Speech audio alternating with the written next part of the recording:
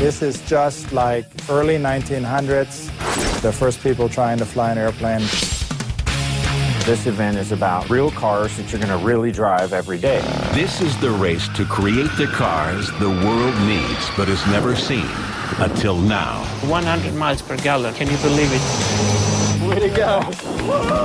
It came down to 0.2 of a second. Damn. Anybody pushes that emergency button again, I'm going to break their neck. The winners of the $10 million race are revealed. Having a freaking heart attack.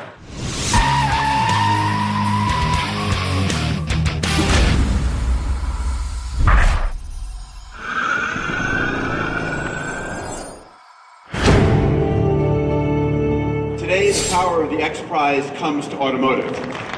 In 2008, Peter Diamandis, founder of the X Prize Foundation, threw down a gauntlet at the New York Auto Show. The Automotive X Prize is a $10 million prize to teams that can produce production-capable, safe, clean, and super efficient vehicles. Vehicles that can exceed 100 miles per gallon or its energy equivalent. And it starts now. 2 years later, the Progressive Insurance Automotive X Prize has become a reality here at the Michigan International Speedway. The first heat is the tough shakedown phase, designed to cut the fat. On the grid, a motley crew of entrepreneurs, engineers, and dreamers are set to go head-to-head for the prize. 111 teams qualified for the contest, but only 28 are invited to the shakedown phase of the competition. These supercars must not only be fuel efficient, but must also meet strict standards of safety and practicality. As the shakedown gets underway, the cars compete for braking speed, lane change agility, durability, acceleration. These teams do not doubt their own vision. They're gamblers making big bets on pushing technology forward. Competitors confident of winning several $1 million for their trouble. We are right on the ragged edge of physics, the absolute limit of what could be done. We are racing for $5 million. We're here to win the X Prize. That is our plan. That's our goal. We don't really plan on finishing second. Pressure bursts pipes. The pressure can also make diamonds. In some cases, it's burst our pipes. The smallest glitch can cost you millions. It should have cut the motor completely. The hard limiter wasn't. And it's just not a lot of fun. That's nerve-wracking, and it's continuous. It's a competition like no other. Drivers accustomed to all-out racing must now adjust to staying within a threshold of 45 to 70 miles per hour. I'm used to racing where it's as fast as you can go and keep the car pointed in the same direction, you know. So it was kind of a new experience for us because you have to stay in this threshold and still get the miles per gallon, and so it became a little bit more smart of a race. A smart race where speed is a factor, but fuel efficiency rules. I mean, 100 miles per gallon. Can you believe it? Winning cars must get at least 100 miles per gallon or the energy equivalent, better than 2.4 liters per 100 kilometers. It can be powered by an internal combustion engine. It can be powered by an electric powertrain. It can have a hybrid system. It can run on diesel fuel, compressed natural gas, biodiesel, ethanol. Most cars for sale today use the standard of MPG, or miles per gallon of gasoline. The competition uses a new metric called MPGE, miles per gallon energy equivalent. MPGE compares the efficiency of various fuel sources, electric or hybrid or ethanol, to gasoline. The shakedown continues as competitors in 3 categories strive to meet the rigorous standards of the Progressive Insurance Automotive X Prize. This very car ran 129 miles per gallon in the highway EPA cycle test. 129 miles per gallon. If you wanted to drive from Virginia to California in a gasoline-powered car, I can recharge it at any gas station, and I have to wait exactly 5 minutes, and it costs me almost nothing. It's pretty nice. Millionaire developer Oliver Kuttner heads up the Edison 2 team, which has entered 4 similar, extremely lightweight vehicles. 2 are in the most demanding mainstream category, which must have 4 seats and 4 wheels. Edison 2 is just kind of rewriting the record books and our expectations of what vehicles are like. Clearly, it's just a phenomenal job at packaging and engineering a 4-seater vehicle in a highly efficient way. It's light and it has low aerodynamic drag. The only virtues that make any difference. The low weight and aerodynamic design of the Edison 2 car allow it to save fuel by knifing through the air with very little drag.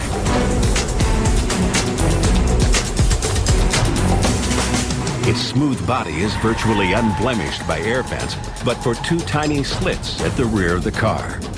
Kuttner is betting millions that the smaller vents will reduce drag, but still be sufficient to cool a speeding engine in Michigan's scorching summer heat. Finland's Raceabout strikes a stark contrast to the Edison 2 cars. I must say it is a tour de force of engineering prowess. I mean, basically everything in the car there was developed by the students in the university. I would point out there was 1 motor for each wheel, or 4 individual electric motors in this car. Raceabout and Edison 2 chase maximal efficiency via very different routes. Edison 2 focuses on aerodynamics and on radically reducing the weight of its gas-powered vehicle to a mere 800 pounds through the use of super light materials. Finland's Team Raceabout has an electric motor rigged to each wheel, producing extra energy efficiency while extending range with a robust but heavy battery pack. Raceabout is nearly 4 times heavier than the Edison 2, yet in the end, both cars are extremely energy efficient. 100 miles per gallon equivalent is a daunting task by today's technology. You have to break some of the paradigms. Paul Wilbur heads the corporate Aptera team, whose elegant 3-wheeled 2E vehicle is turning a lot of heads. Aptera is in the alternative category that requires side-by-side seats. You can't just take the same old vehicle and try to tune it, and it's not going to get there. The way they're treated, their aerodynamics, is very, very much like an aircraft. I mean, it's extraordinary, really, when you look at it.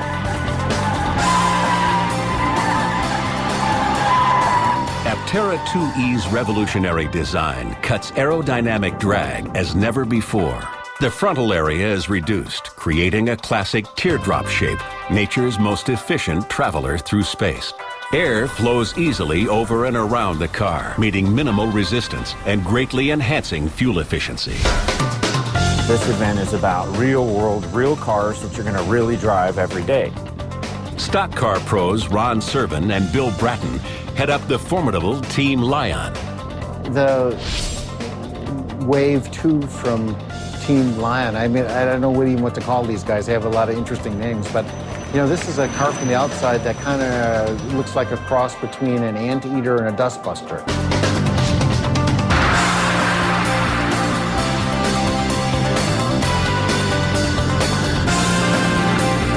Walk up to the car and you see how smooth the lines are and how just everything fits form and function on the shape of the car. You can see it running around the track.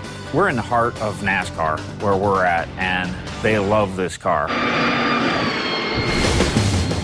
Another sleek entry is the motorcycle-like X-Tracer, whose pop-out wheels prevent spills at low speeds.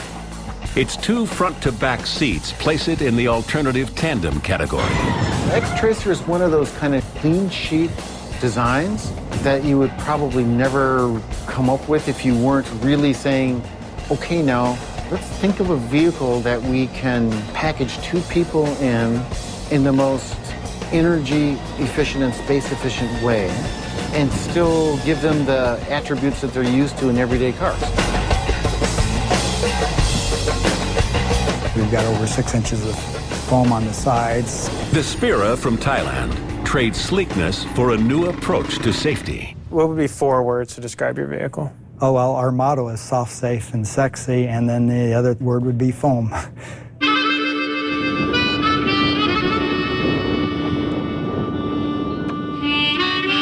Its foamed sides are designed to cushion potential impact with pedestrians. It walks on water.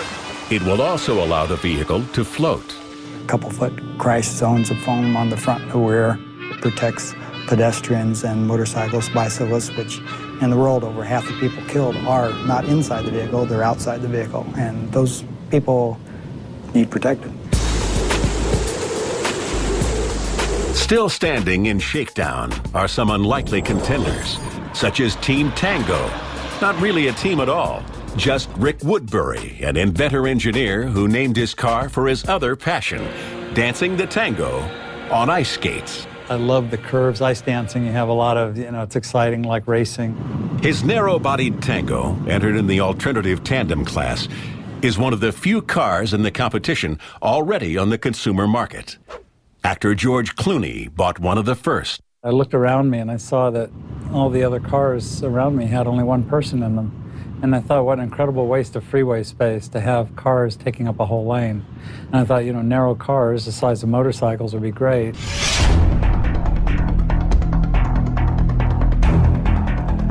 Shakedown continues to claim its victims.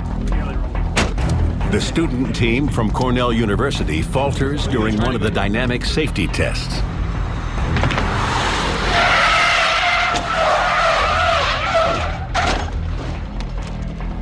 But no real surprises until a door on Aptera's 2E flies open mid-course. The team is stunned. An early exit for one of the most respected teams in the competition. Our driver was going through the double lane change, and his knee hit the door release button, and all of a sudden the door opens wide up. And you're like, how did that happen? And all of a sudden it exposes you, and you go from the highest of highs to like embarrassed. Like, this is embarrassing. The Aptera team may be red-faced, but their overall strong showing keeps them in the fight. Now the team is taking nothing for granted. There's a lot of pressure on us to perform. A lot of people see us pull in our 18-wheeler and our fancy rigs and trucks and all that, and everybody kind of looks at us like the team to beat. And quite frankly, we weren't ready. So this competition has forced us to get on your game.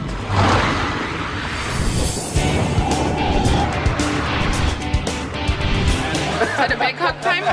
Big hook time. Julie Zona is the competition's director of team relations and unofficial den mother to all of the teams.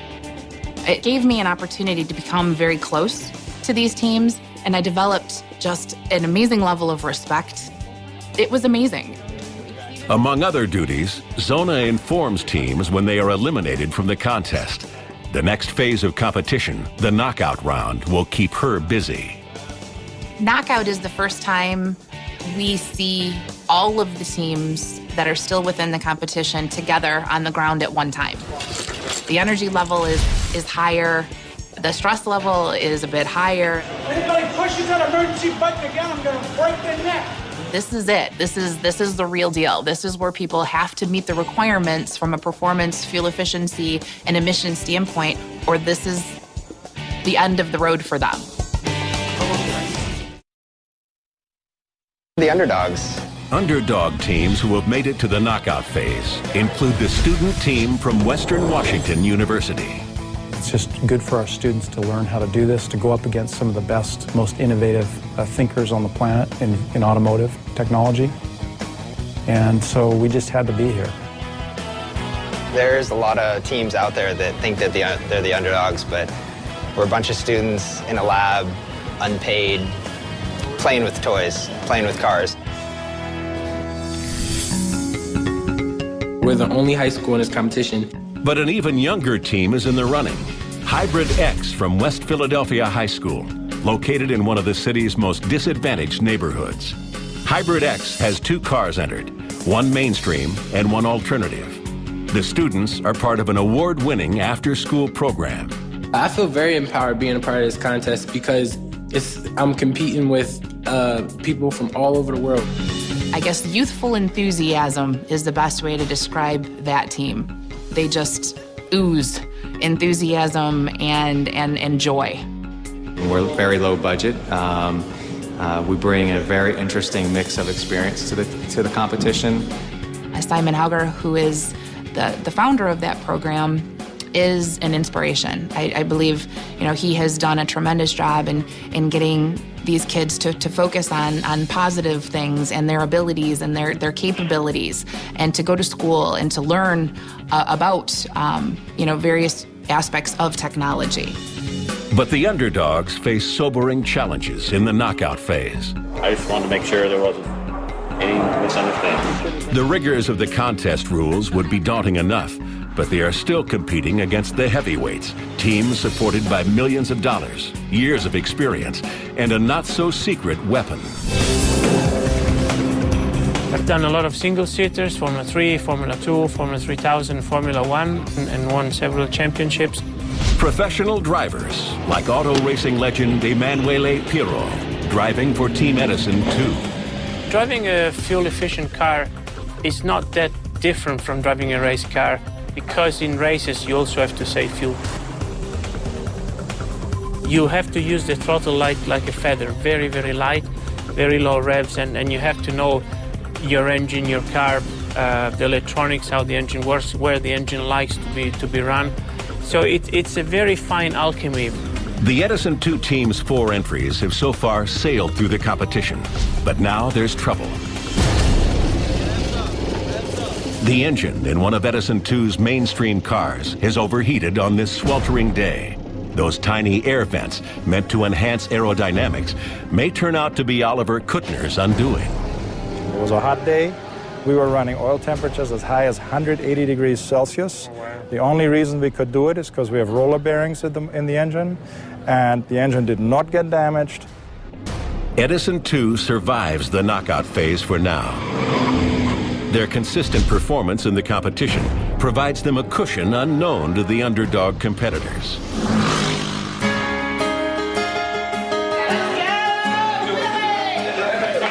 With far fewer resources, the high school team from West Philadelphia continues its astonishing run.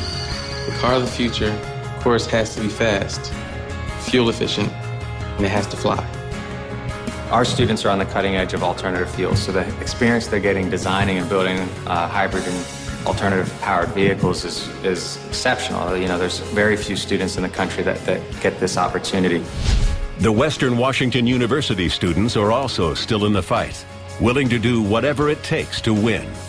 If we have to rebuild an engine in a hotel room, we're going to do it. If we have to drive to Connecticut to get parts made or to make parts or whatever, we're going to do it.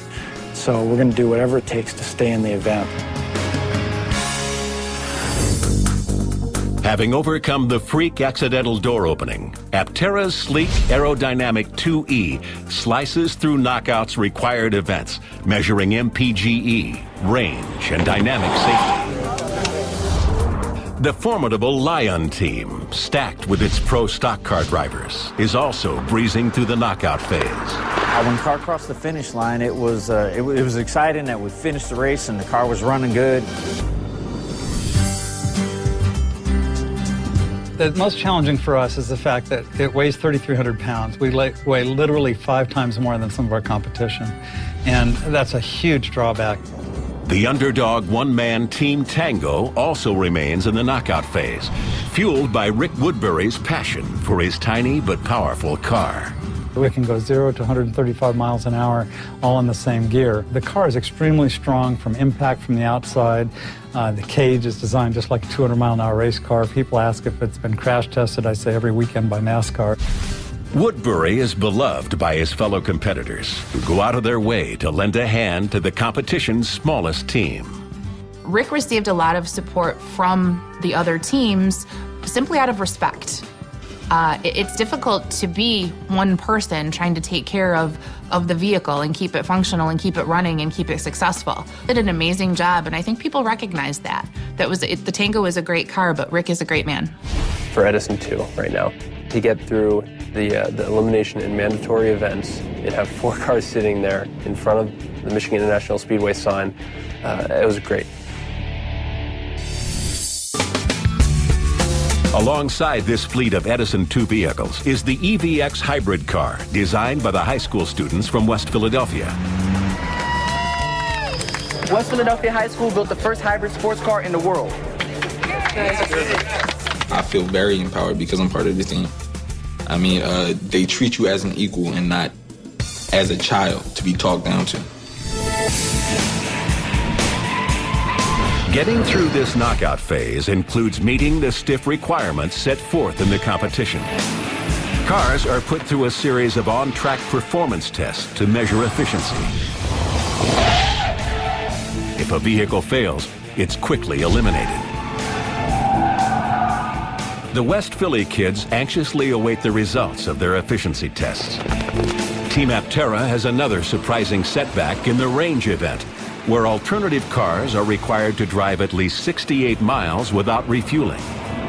They discover an astonishing oversight. What happened is we ran about halfway through the competition and noticed that our inverter was heating up. Our motor had actually ruptured. We later came out to find that, this is sad to say, but our motor supplier had sent us the wrong motor, and that's why it was overheating so much. But it's a crazy world of ups and downs and the things that happen to you while you're here. As a result, Team Aptera gets a penalty for stopping, but is not eliminated from the contest and will advance to the finals. Congratulations. Thank you very much. Congratulations. Meanwhile, Rick Woodbury's Team Tango gets through the range event with much battery power to spare. We can go 0 to 135 miles an hour all in the same gear, and that got us into the finals. Rick Woodbury's 3,300-pound Tango is one of the fastest cars on the track. 2 supercharged battery packs keep him going the distance. You know, it's just absolutely amazing. Getting a mile per gallon equivalent, it just feels good to still be here. Other teams are not so lucky. This is the ladder that tells you that you are being eliminated. Every time we have to eliminate a team, it is definitely a bad moment, shall we say. There's a lot of passion that the teams have for what they're doing. And every time we have to tell them, I'm sorry, you've been eliminated, or I'm sorry, we can't let you continue, those are not very good moments. The results of West Philly's efficiency tests are in, and the news is not good. Their amazing run has come to an end. Stop crying. You almost never cried till you were crying. Our drive is not dead because we will not be stopped. But the students aren't the only team to get into trouble. As you understand, the vehicle that you had, number 96, your side-by-side alternative class vehicle, didn't complete the event. So you're explaining to me that a couple of $1 million just went up in the air. Is that what you're explaining to me? Team Edison 2 may be 1 car down, but they have 3 left in the competition, including 1 car in an alternative category, eligible for a $2.5 million prize. That's why we showed up with an armada. We figured we were going to sink a ship or 2, so sank 1. Sank 1. Got 3 left. Got 3 left. Knockout has claimed its victims. Just 11 teams advance to the finals. Heavyweights Aptera, Edison 2, and Lion advance, as do underdogs Tango and the students from Western Washington University with their hybrid gasoline-electric sports car.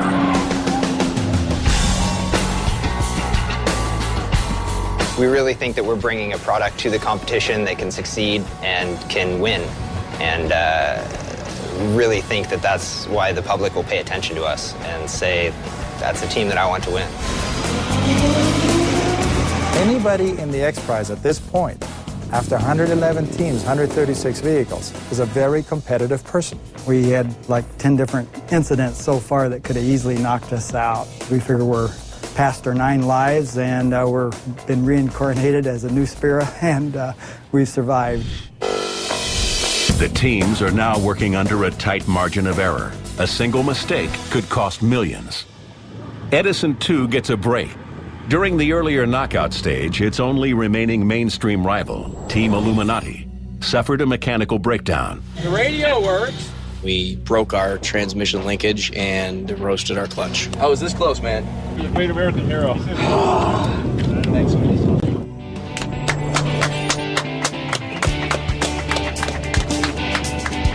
Edison 2's pair of mainstream vehicles are now the last ones standing in the category.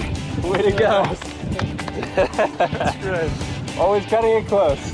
Being the only contender in the mainstream class speaks loud and clear that our method is an undisputed method that works. I think it's natural that the mainstream class thinned out. It may be a bit surprising that there's only one team left, but when you look at the requirements of mainstream, it's a bigger prize. It's much harder to design a car that can meet the mainstream requirements. Constructing a 4-seat, 4-wheel vehicle with a 200-mile range and the necessary fuel efficiency proved impossible for all but Edison 2. The $5 million mainstream prize is now within reach. But to take it home, Edison 2 must still meet stringent technical requirements yet to be measured.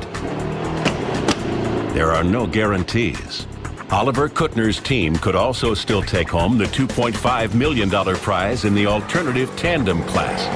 But here they have some competition. Spira, Tango, and X-Tracer are very much alive. Growing challenges begin to take their toll. Team Spira's foam car fails to get enough miles per gallon. You didn't have any penalties, and you did achieve 87.1. Okay. Miles per gallon equivalent. Didn't get enough overhead on the highway to make up for the steep accelerations. Our goal was to make it through knockout, and we achieved that. So, Lon Ballard is through. He'll take his family and his foam car back to Thailand. Rick Woodbury's tiny Tango has had an impressive run, but it ends suddenly, just 500 feet short of completing the 100-mile range event. Yeah, brakes off. Woodbury's many friends rush to his aid, but a dead battery has sealed his fate. I just showed up and I just thought, whatever happens will happen. I could not believe the land team and everybody else. Everybody pitched in. It's like good people bring that upon themselves. Rick, do you have enough power to drive 2 feet across the line? Yeah, I suppose, sure.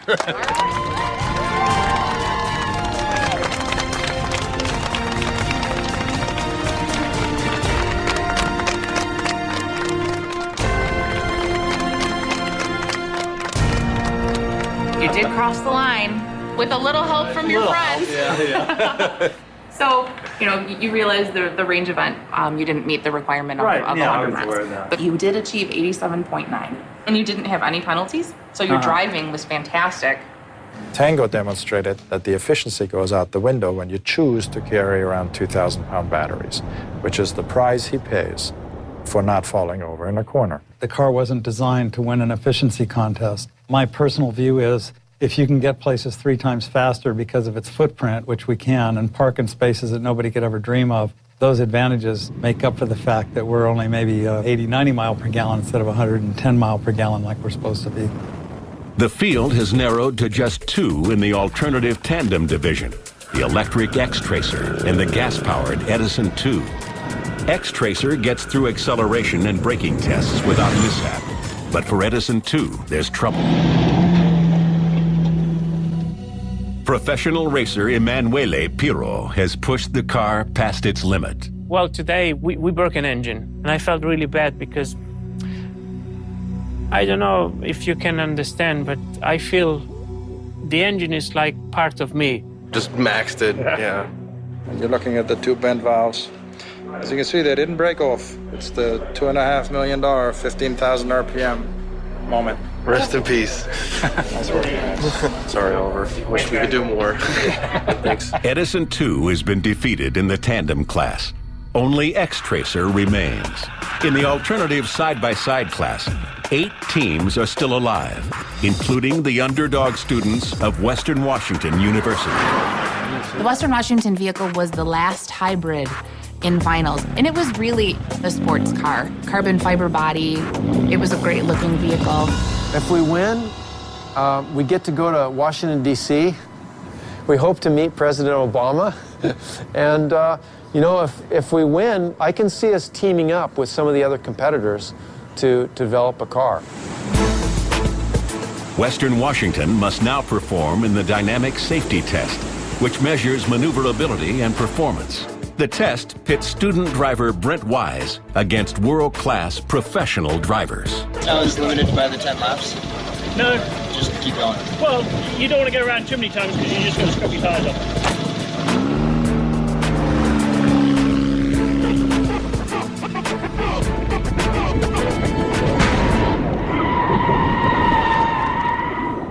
Their driver wasn't able to get through the passing avoidance maneuver. A failed lane change maneuver knocks Western Washington from the competition. But student driver Brent Wise is determined to prove that he can do it. Yeah, I don't know if they'll count or not, probably not, but I just had to do it. Cone set up, nobody out here. Cars here, may as well try. They stayed after everybody else had finished this, and Brent drove the vehicle several more times to prove to himself and his team that he knew how to drive that vehicle successfully through the avoidance maneuver. What we found out after the fact is that they had actually had a suspension failure. It was more of a technical error than it was a driver error. The 5 remaining cars in the side-by-side class survived the avoidance maneuver. And they each attain well over 100 miles per gallon, or the energy equivalent. One final road challenge awaits them. A 100-mile contest of speed, efficiency, and endurance. I think building up for tomorrow's race is becoming more emotional than anything. It's like, you know, it's coming down to this. It's going to be an all-out to the end type thing, and it kind of wears on your nerves. Each elite innovator gets at least 100 miles per U.S. gallon equivalent, better than 2.4 liters per 100 kilometers. And the number that you achieved, 121.8. All right. How about 164.3? We want you to guess. 143. No, you round it up. 142.9. I don't need the 2 points. Actually, we're here at the end of this process that's the culmination of a lot of hard work by many hundreds of people all over the world.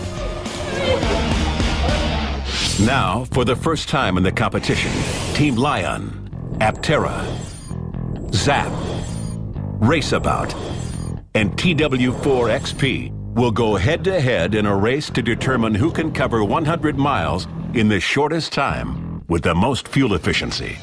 At stake, $2.5 million. We're here to win the X Prize. That is our plan. That's our goal.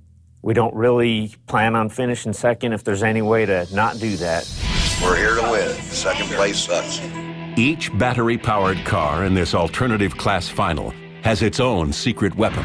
Combinations of aerodynamic design, weight distribution, driver performance, and raw speed that add up to extraordinary MPGE.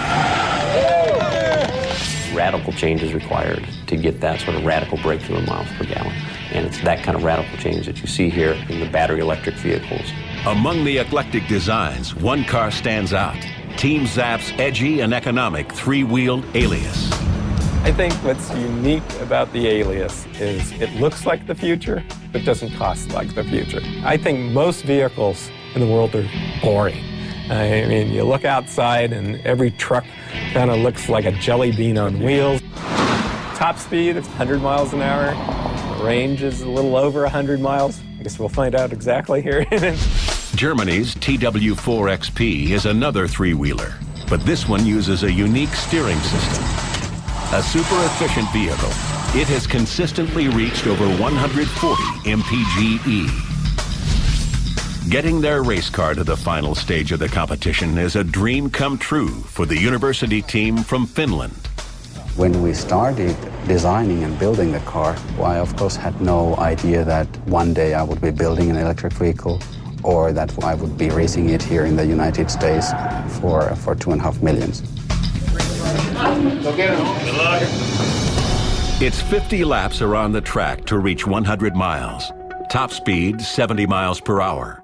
Minimum speed, 45 miles per hour. Violations bring penalties. It becomes a acceleration test from they're trying to get you down to 45 to back up to 70, which, you know, the car was designed to be efficient. It's not the quickest accelerating in that area. So some of the teams with lots of power on board would be at an advantage if they have enough to go to distance. There is no room for error. Every penalty will add 6 minutes to a team's race time. The drivers must also navigate their way through a chicane, a challenging series of sharp double bends. Without something to break it up, it quickly turns into a cruise control contest of who can dial in 70 instead of 69.999. We wanted a race, and so we're putting a little bit of a race element into it. We added a chicane here to the oval to bring a little excitement and a little bit of more real-world driving. It's a construction zone, that's what it is. Or hope it ain't a destruction zone. Fuel efficiency and maneuverability are big factors, but this race is mainly about speed. Years of hard work and sacrifice will come down to 50 laps around this track. It's going to be fun day. The cars are all queued up and ready to go. It should be a great time. Good luck. Be smooth, buddy. Yes, sir. Man.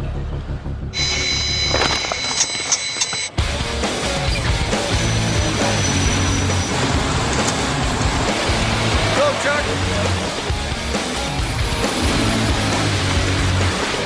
That green thing passes you, put them in the wall. After just a few laps, TW4XP lags behind. The vehicle is built for efficiency, not speed.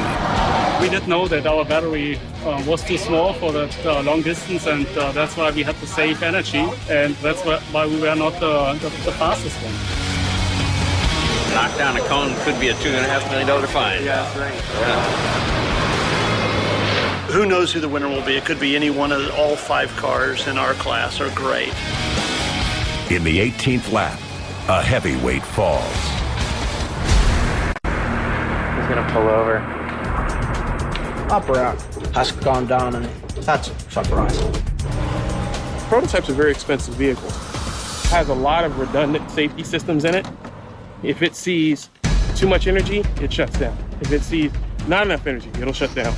Yeah, unplugged. We get victimized by too much power. Yeah. How about that? Yeah. You won't finish the race. Oh, and it's not humanly possible to finish a race at this point. Winning this thing in a final race is really not the Aptera objectives. Our objectives were to be, really certified by a third party that we can do all these things, and I think we've done that, and we're very proud of that. So before this race starts, we've already declared victory. Aptera forfeits points for failing to complete the race. But its overall high performance and efficiency are enough to keep the team in the running. Like I told the guys before they started this, high highs and low lows. Aptera dodges another bullet. On the track, the race is down to 4 contenders for the $2.5 million prize. TW4XP trails. Finland's Raceabout team takes the lead. Lion and Zap are close behind. I knew they had a good car. If he was to really speed it up and pick it up, we knew we'd have to do the same. The competition draws a fine line between speed and efficiency. The challenge is to maintain lap time, but also minimize fuel consumption. With only 2 laps remaining in the race, Zap's car slows to a standstill. Racing is about pushing the element of what any car can do technologically. Okay, it's showed. Just ran out of go-go, that's all. Zap is officially done. It's all right. It's all right. 1 lap to go. To see these cars just come that close, that's tougher than anything. They had their hearts in it, and they worked very hard to be where they were at. So to come that close is just, that's probably the toughest thing here. It sucks with the 2 more laps.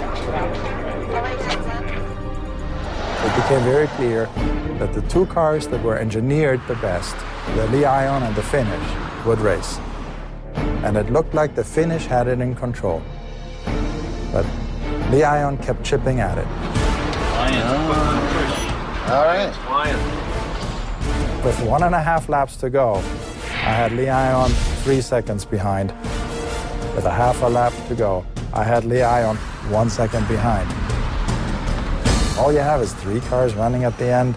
It shows you how hard this is. It's right at the edge of what can be done. You're trying to keep track of where the other cars you're racing against, and kind of know when you can light that candle and just finish that race as fast as you can. As the the finish line approaches, both Team Lion and Raceabout drop the hammer and cross in what appears to be a dead heat. The intensity of not knowing how close you were to the other team, because we knew it was within a second or two just from our calculations, and those are just stopwatches and stuff, not from the electronic timing. Oh my goodness. It came down to 0.2 of a second. Damn! 0.179. Team Lion had the best overall time by 0.179 seconds. Yes, unofficially. Unofficially. A split second has made the difference as Team Lion edges out Raceabout. But with times this close, officials must analyze the data before announcing a race winner. Very nice. Awesome job. Good job, guys. Fun. The teams have to wait till morning for the official results. This one's crazy. I want to hear the results. Film at 11. We won't tell you. It's incredible if you think about it, in a 100-mile race between two totally different prototype cars to come in at 0.2 seconds apart. A virtual dead heat, and this would decide it clearly. The following morning, the race results are in. Second place is Team Raceabout. So Team Lion was the fastest by less than 0.2 of a second. We heard the results, obviously the feeling was just awesome for us. On the other hand, it's a little tough because the whole group of the X Prize is such a tight-knit group. You know, there's no losers, but man, it's hard to just see anybody finish second. You know, we all worked so hard to be here. Nice to meet you. Yes. Team Lion wins bragging rights for finishing first, but still needs to pass a technical evaluation to win. Off we go. Every car that made it to the finals will be transported to the Argonne National Lab near Chicago for extensive testing. Winning comes down to passing this critical step. None can yet lay claim to the X Prize and a piece of its $10 million purse. We need to have a reunion party. Yeah. In about a year. Washington. Yeah, that's right. That's right.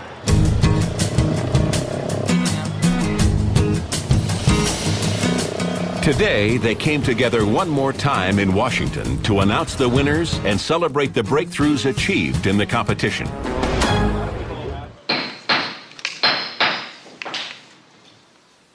Welcome to the Select Committee on Energy Independence and Global Warming. This competition focused on building new high-efficiency cars that reach 100 miles per gallon. If you can put up a large enough carrot, big enough in prize and stature, you can attract innovators from around the planet. At an awards ceremony, the winners are finally revealed. The winning tandem vehicle with a total efficiency of, 187.6 mpge, Team X Tracer. As your President Kennedy said 50 years ago, we too choose to do it not because it was easy, but because it was hard.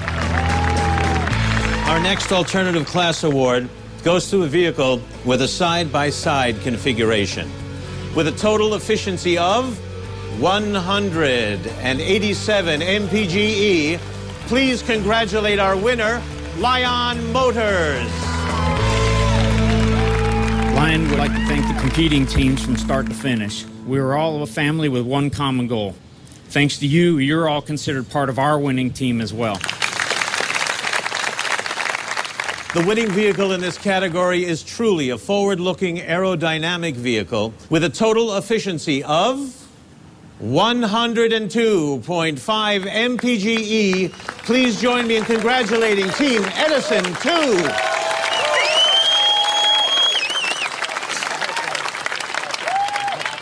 The goodwill created by X Prize is tremendous.